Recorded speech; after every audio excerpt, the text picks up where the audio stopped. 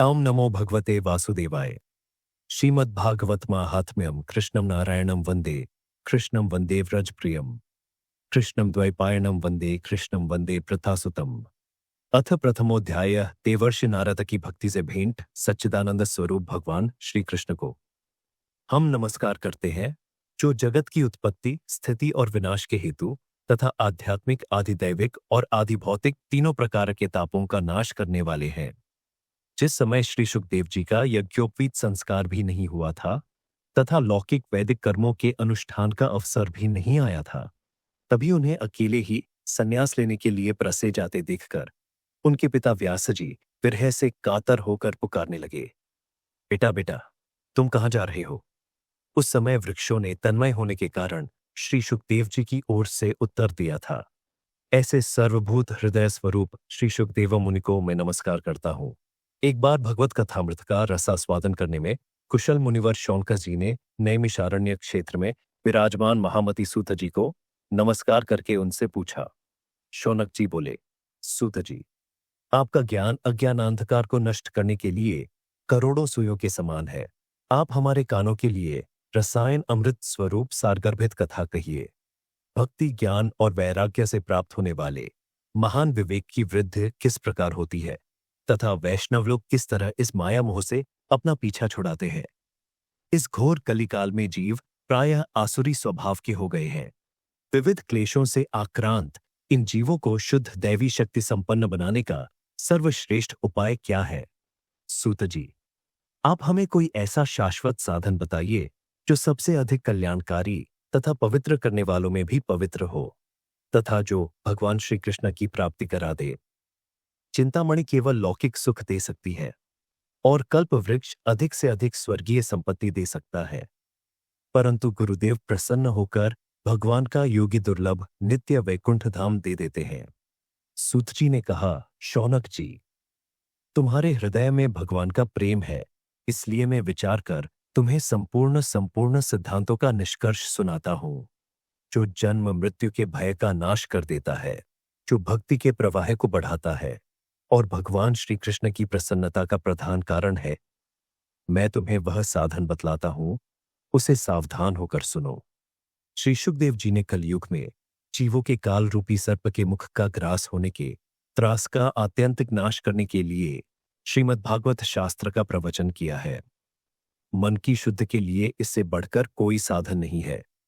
जब मनुष्य के जन्म जन्मांतर का पुण्य उदय होता है, तभी उसे इस भागवत शास्त्र की प्राप्ति होती है। जब सुखदेव जी राजा परीक्षित को यह कथा सुनाने के लिए सभा में विराजमान हुए, तब देवता लोग उनके पास अमृत का कलश लेकर आए। देवता अपना काम बनाने में बड़े कुशल होते हैं, अतः यहां भी सबने सुखदेव मुनि को नमस्कार करके कहा, आप यह अमृत लेकर बदले में हमें कथामृत का दान दीजिए। इस प्रकार परस्पर अदला बदली हो जाने पर राजा परीक्षित अमृत का पान करे और हम सब श्रीमद् भागवत रूप अमृत का पान करेंगे। इस संसार में कहाँ कांच और कहाँ महामूल्य मणि तथा कहाँ सुधा और कहाँ कथा। श्री सुखदेव जी ने उस समय देवताओं की हंसी उड़ा दी। उन्हें कथा का अनधिकारी जानकर कथामृत का दान नहीं किया। इस प्रकार यह श्रीमद् भागवत की कथा देवताओं को भी दुर्लभ है। पूर्व काल में श्रीमद् भागवत के श्रवण से ही राजा परीक्षित की मुक्ति देखकर ब्रह्मा जी को भी बड़ा आश्चर्य हुआ था। उन्होंने सत्यलोक में तराजू बांधकर सब साधनों को तौला, अन्य सभी साधन तौल में हल्के पड़ गए। अपने महत्व के कारण भागवत ही सबसे भारी रहा। यह देखकर सभी ऋषियों को बड़ा विस्मय हुआ। उन्होंने कलयुग में इस भगवत रूप भागवत शास्त्र को ही पढ़ने सुनने से तत्काल मोक्ष देने वाला निश्चय किया। सप्ताह विधि से श्रवण करने पर यह निश्चय भक्ति प्रदान करता है।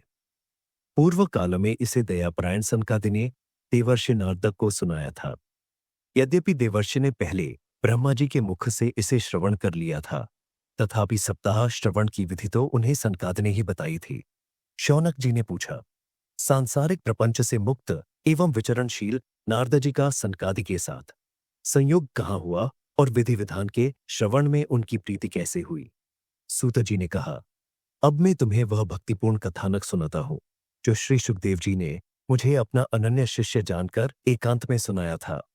एक दिन विशालापुरी में वे चारों निर्मल काशी सत्संग के लिए आए। वहां उन्होंने नारद जी को देखा। सनकादिक ने पूछा, ब्राह्मण, आपका मुख उदास क्यों हो रहा है? आप चिंतातुर कैसे हैं? इतनी जल्दी जल्दी आप कहाँ जा रहे हैं और आपका आगमन कहाँ से हो रहा है? इस समय तो आप उस पुरुष के समान व्याकुल जान पड़ते हैं जिसका सारा धन लुट गया हो। आप जैसे आसक्ति रहित पुरुषों के लिए यह उचित नहीं है। इसका कारण बताइए। नारद जी ने कहा, मैं सर्वोत्तम लोक समझकर पृथ्वी में आया था। यहाँ पुष्कर, प्रयाग, काशी, नासिक, हरिद्वार, कुरुक्षेत्र, श्रीरंग और सेतुबंद आदि कई तीर्थों में मैं इधर उधर विचरता रहा, किंतु मुझे कहीं भी मन को संतोष देने वाली शांति नहीं मिली। इस समय अधर्म के सहायक कली युग ने सारी पृथ्वी को पीड़ित कर रखा है। अब यहाँ सत्य, तप, बाहर भीतर की पवित्रता, दया, दान आदि कुछ भी नहीं है। बेचारे जीव केवल अपना पेट पालने में लगे हुए हैं। वे असत्यभाषी, आलसी, मंदबुद्धि, भाग्यहीन, उपद्रवग्रस्त हो गए हैं। जो साधु संत कहे जाते हैं वे पूरे पाखंडी हो गए हैं। देखने में तो वे विरक्त हैं, किंतु स्त्री धन आदि सभी का परिग्रह करते हैं। घरों में स्त्रियों का राज्य है। साले सलाहकार बने हुए हैं। लोभ से लोग कन्या विक्रय करते हैं और स्त्री पुरुषों में कलह मचा रहता है। महात्माओं के आश्रम, तीर्थ और नदियों पर विधर्मियों का अधिकार हो गया है। उन दुष्टों ने बहुत से देवालय भी नष्ट कर दिए हैं। इस समय यहाँ न कोई योगी है, न सिद्ध है, न ज्ञानी है और न सत्कर्म करने वाला ही है। सारे साधन इस समय कलिरूप दावानल से जलकर भस्म हो गए हैं। 35। इस कलियुग में सभी देशवासी बाजारों में अन्न बेचने लगे हैं। ब्राह्मण लोग पैसा लेकर वेद पढ़ाते हैं और स्त्रियां वेश्यावृत्ति से निर्वाह करने लगी हैं। इस तरह कलियुग के दोष देखता और पृथ्वी पर विचरता हुआ मैं यमुना जी के तट पर पहुंचा, जहां भगवान श्री कृष्ण की अनेकों लीलाएं हो चुकी हैं। मुनिवरों, सुनिए, वहां मैंने एक बड़ा आश्चर्य देखा। वहां एक युवती स्त्री खिन्न मन से बैठी थी। उसके पास दो वृद्ध पुरुष अचेत अवस्था में पड़े जोर जोर से सांस ले रहे थे। वह तरुणी उनकी सेवा करती हुई कभी उन्हें चेत कराने का प्रयत्न करती और कभी उनके आगे रोने लगती थी। वह अपने शरीर के रक्षक परमात्मा को दशों दिशाओं में देख रही थी। उसके चारों ओर सैकड़ों स्त्रियों से पंखा झल रही थी और बार बार समझाती जाती थीं। दूर से यह सब चरित देखकर मैं कुतूहलवश उसके पास चला गया। मुझे देखकर वह युवती खड़ी हो गई और बड़ी व्याकुल होकर कहने लगी। युवती ने कहा, अजी महात्मा जी, क्षण भर ठहर जाइए और मेरी चिंता को भी नष्ट कर दीजिए। आपका दर्शन तो संसार के सभी पापों को सर्वदा नष्ट कर देने वाला है। आपके वचनों से मेरे दुख की भी बहुत कुछ शांति हो जाएगी। मनुष्य का जब बड़ा भाग्य होता है तभी आपके दर्शन हुआ करते हैं। नारद जी कहते हैं, तब मैंने उस स्त्री से पूछा, देवी, तुम कौन हो? ये दोनों पुरुष तुम्हारे क्या होते हैं और तुम्हारे पास ये कमल नयनी देवियों कौन है? तुम हमें विस्तार से अपने दुख का कारण बताओ। युवती ने कहा, मेरा नाम भक्ति है।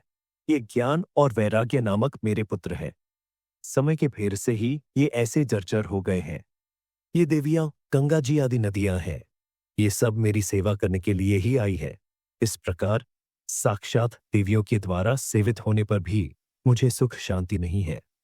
तपोधन, अब ध्यान देकर मेरा वृत्तांत सुनिए। मेरी कथा वैसे तो प्रसिद्ध है, फिर भी उसे सुनकर आप मुझे शांति प्रदान करें। मैं द्रविड़ देश में उत्पन्न हुई, कर्नाटक में बढ़ी, कहीं कहीं महाराष्ट्र में सम्मानित हुई, किंतु गुजरात में मुझको बुढ़ापे ने घेरा। वहां घोर कलयुग के प्रभाव से पाखंडियों ने मुझे अंग भंग कर दिया। चिरकाल तक यह अवस्था रहने के कारण मैं अपने पुत्रों के साथ दुर्बल और निस्तेज हो गई। अब जब से मैं वृंदावन आई, तब से पुनः परम सुंदरी स्वरूपवती नव युवती हो गई हूं। किंतु सामने पड़े हुए ये दोनों मेरे पुत्र थके मंद दुखी हो रहे हैं।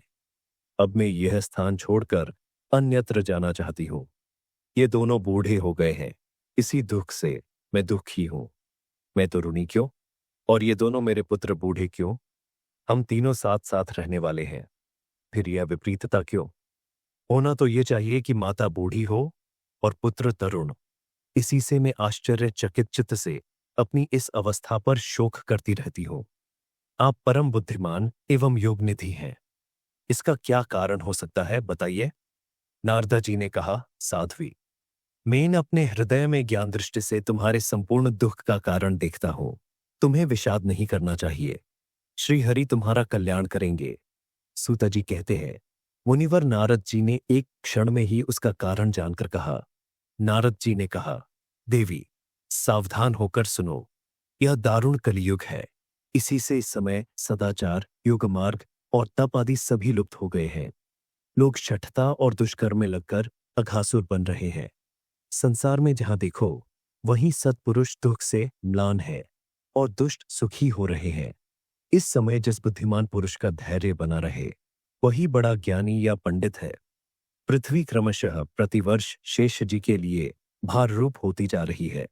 अब ये छूने योग्य तो क्या, देखने योग्य भी नहीं रह गई है और न इसमें कहीं मंगल ही दिखाई देता है। अब किसी को पुत्रों के साथ तुम्हारा दर्शन भी नहीं होता। विषयानुराग के कारण अंधे बने हुए जीवों से उपेक्षित होकर तुम जर्जर हो रही थी। सिक्सर, वृंदावन के संयोग से तुम फिर नवीन तरुणी हो गई हो। अतः यह वृंदावन धाम धन्य है जहां भक्ति सर्वत्र नृत्य कर रही है। परंतु तुम्हारे इन दोनों पुत्रों का यहां कोई ग्राहक नहीं है, इसलिए इनका बुढ़ापा नहीं छूट रहा है। यहां इनको कुछ आत्मसुख की प्राप्ति होने के कारण ये सोते से जान पड़ते हैं। भक्ति ने कहा, राजा परीक्षित ने इस पापी कलयुग को क्यों रहने दिया? इसके आते ही सब वस्तुओं का सार न जाने कहां चला गया। करुणामय श्रीहरि से भी यह अधर्म कैसे देखा जाता है? मुने, मेरा यह संदेह दूर कीजिए। आपके वचनों से मुझे बड़ी शांति मिली है। नारद जी ने कहा, बाले, यदि तुमने पूछा है तो प्रेम से सुनो कल्याणी। मैं तुम्हें सब बताऊंगा और तुम्हारा दुख दूर हो जाएगा। जिस दिन भगवान श्री कृष्ण इस भूलोक को छोड़कर अपने परम धामा को पधारे, उसी दिन से यहां संपूर्ण साधनों में बाधा डालने वाला कलयुग आ गया। दिग्विजय के समय राजा परीक्षित की दृष्टि पड़ने पर कलयुग दीन के समान उनकी शरण में आया। भ्रमर के समान सारग्राही राजा ने यह निश्चय किया कि इसका वध मुझे नहीं करना चाहिए। 67, क्योंकि जो फल तपस्या, योग एवं समाधि से भी नहीं मिलता, कलयुग में वही फल श्रीहरि कीर्तन से ही भली भांति मिल जाता है। इस प्रकार सारहीन होने पर भी उसे इस एक ही दृष्टि से सारयुक्त देखकर उन्होंने कलयुग में उत्पन्न होने वाले जीवों के सुख के लिए ही इसे रहने दिया था। इस समय लोगों के कुकर्म में प्रवृत्त होने के कारण सभी वस्तुओं का सार निकल गया है और पृथ्वी के सारे पदार्थ बीजहीन भूसी के समान हो गए हैं। ब्राह्मण केवल अन्न धनादि के लोभवश घर घर एवं जन जन को भागवत की कथा सुनाने लगे हैं, इसलिए कथा का सार चला गया। तीर्थों में नाना प्रकार के अत्यंत घोर कर्म करने वाले नास्तिक और नारकी पुरुष भी रहने लगे हैं, इसलिए तीर्थों का भी प्रभाव जाता रहा।